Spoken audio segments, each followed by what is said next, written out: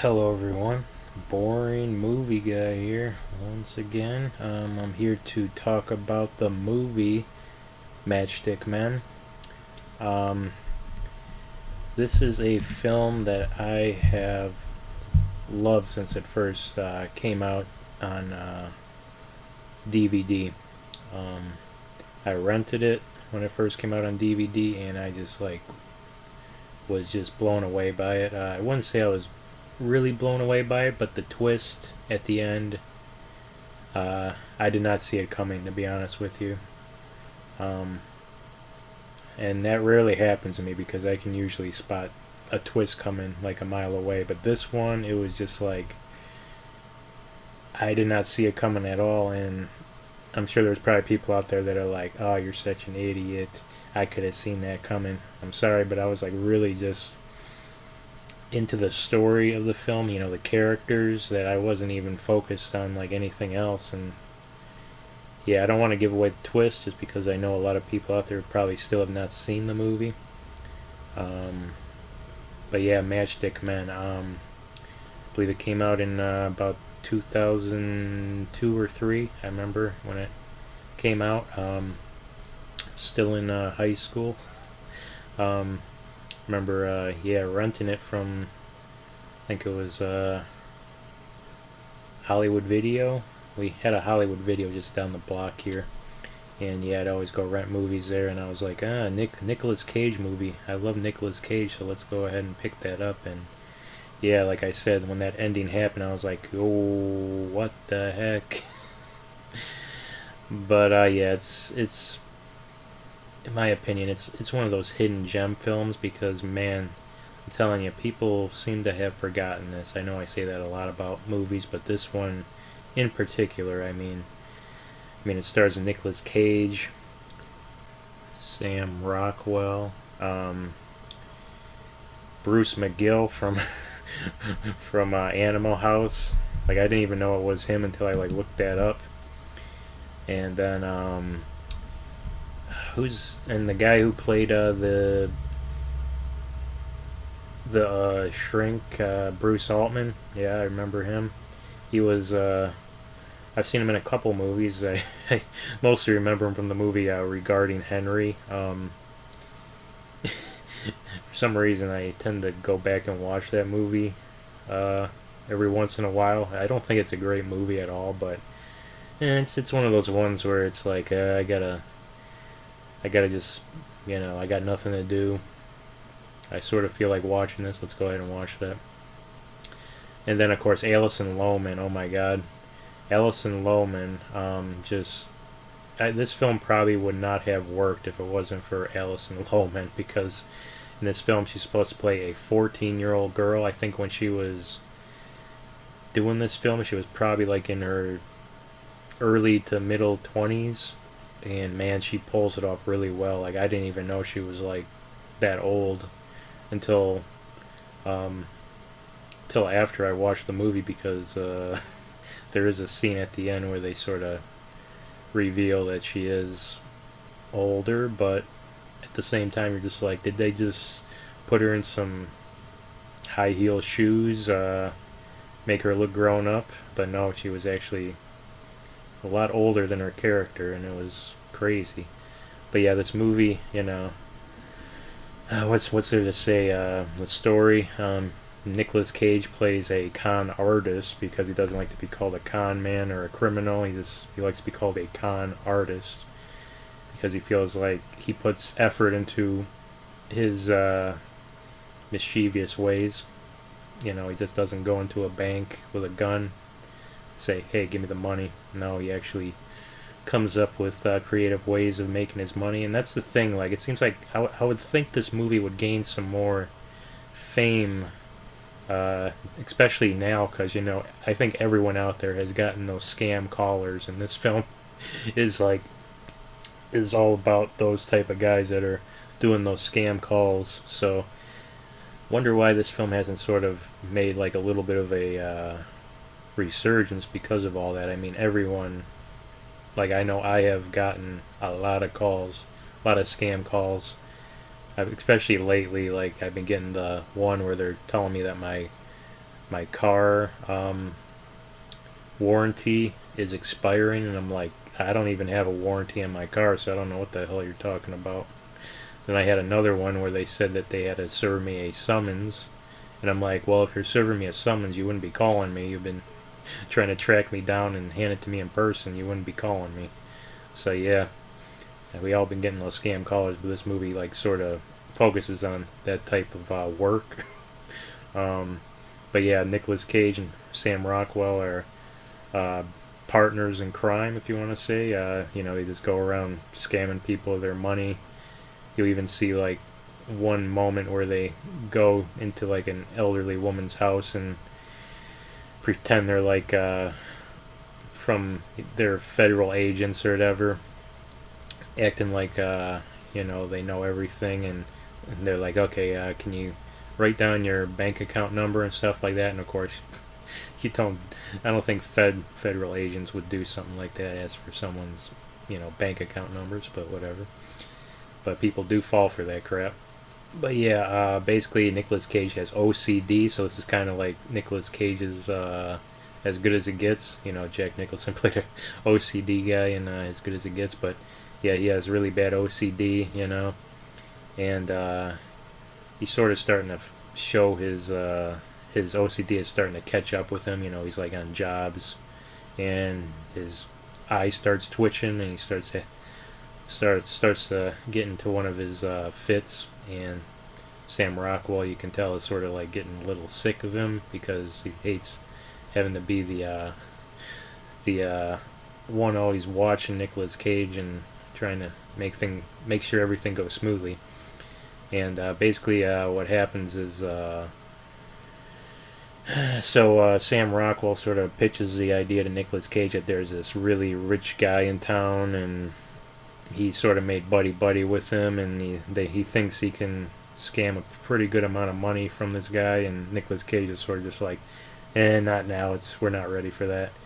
And then Nicolas Cage, he sort of reveals that he had a possible kid with someone else that he was seeing like years ago, and then he finds out that he has a daughter, and she's 14, and he wants to get to know her, and then all of a sudden she sort of just takes over his life, and he sees that he enjoys being a father, and wish he sort of knew her a lot earlier, and all this crap. And yeah, that's all I want to tell about the plot because at any second I can sort of spoil things, and I don't want to do that. I feel people out there should go into this with no expectation, just get into the story, let it just take you over, and you're gonna see some interesting twists. That's all I have to say.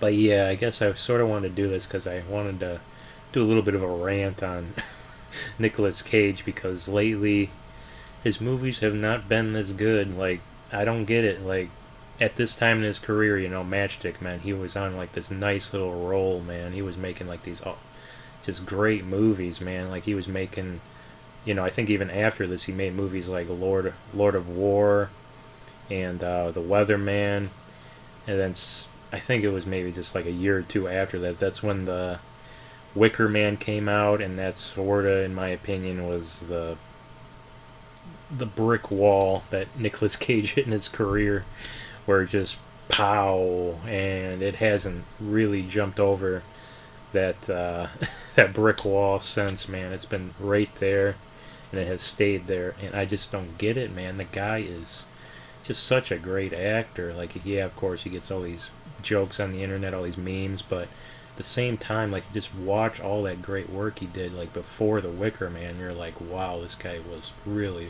really, really good. Like, he was no way, like, considered a joke at that time.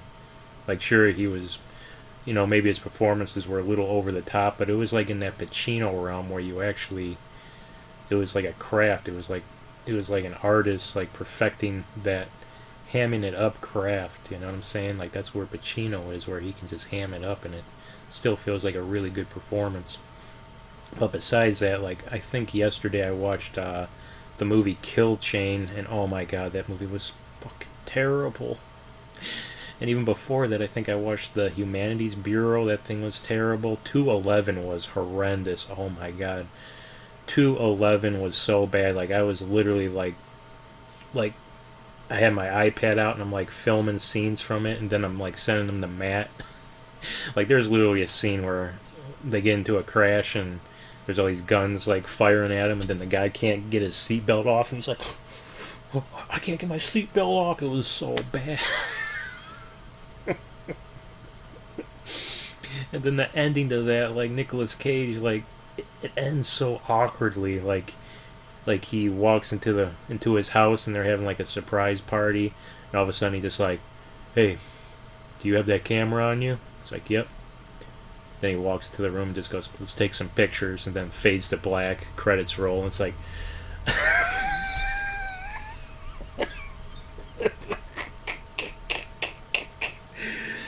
oh my god, what a bad ending that was. 211, don't fucking see that. That is so bad.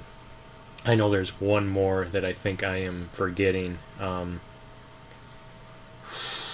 One more. I think it was Between Two Worlds or something like that.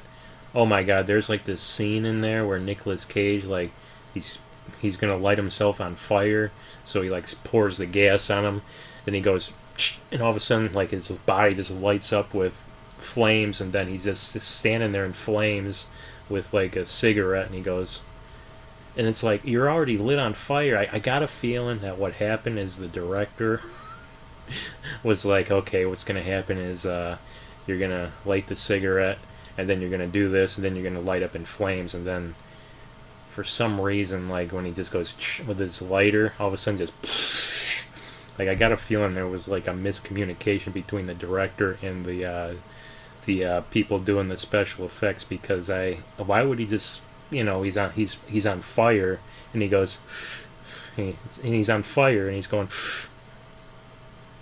it's like, what? It's really bad. Oh man, is it bad. There's so many bad movies lately from Nicolas Cage. I just don't get it. The guy is so good, and he's making all this garbage. I know Matt has like his theory that Nicolas Cage is making all these movies because he needs to pay back his taxes or whatever, so he's just taking whatever he can get. But I don't know about that. I feel like he would have paid those taxes off by now, but in a way, it's like, it's possible. It's possible. Uh, Another one I want to talk about is Alison Lohman. Like, I think she is great, man. The thing is she hasn't made anything in like a couple years, man. She just fell off the face of the earth. I don't know if she decided to have a family or decided to give up acting. Maybe just got sick of the biz. But man, I don't know what happened to her, but she was like really good, man. I mean, with this film, she completely convinced me that she was a 14-year-old. And then Big Fish, even though I'm not a fan of that movie, I really liked her in that movie.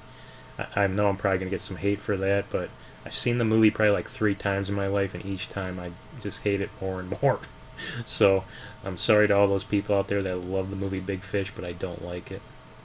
And then, of course, Drag Me to Hell. I love the movie Drag Me to Hell, and she was great in there, and like she just, I don't know where she went. Where did she go? Where did Alison Lohman go? I want to know if she actually watches this. Please, like, give me a comment down below. Just tell me where you are, because I'm worried about you. I love your work. And then, of course, Sam Rockwell. I mean, he was really nicely casted in this film. Like, he might have got he might have gotten a little typecasted after this movie, because it seems like he kept playing this role over and over again. And luckily, finally, he got the role of his lifetime with that 3 billboards in Eddington, Missouri, or whatever the hell it's called. Because he was really great in that, and yeah, his Oscar was well deserved. I really liked that movie. And I didn't even mention yet, but this movie was directed by Ridley Scott, and I feel this is probably his most forgotten film. Like I'm sure more people probably know about Exodus than Matchstick Men, and I fucking hated Exodus, man. And this is coming from a guy who's a big fan of like Cecil B. DeMille's The Ten Commandments. Like I remember just watching Exodus, and I was like, man, with the special effects nowadays, I cannot wait for that parting of the Red Sea. And it was one of the lamest fucking things I've ever seen. Where it cut into like the water just sort of like leaving, then it cuts to like the pharaohs like saying, oh, we gotta go catch him, then it cuts back and the water's gone. It's like, what happened to the parting scene? Like, you know, Moses stabs it in the ground, you get here. It's just like it just blows away. It's like what happened? So yeah, this review sadly became more of a dumping on Nicolas Cage and Ridley Scott, but yeah, Ridley, you know, it seems like you have to sort of watch maybe like 5 movies until he makes a really good one. Usually the 5 ones are really bad, or they're average, and yeah, you usually have to watch about 5 of his average movies to get a like amazing one. I don't get how that happens, but I guess you know the guy just likes work, and I respect him for that. I'm gonna give this film.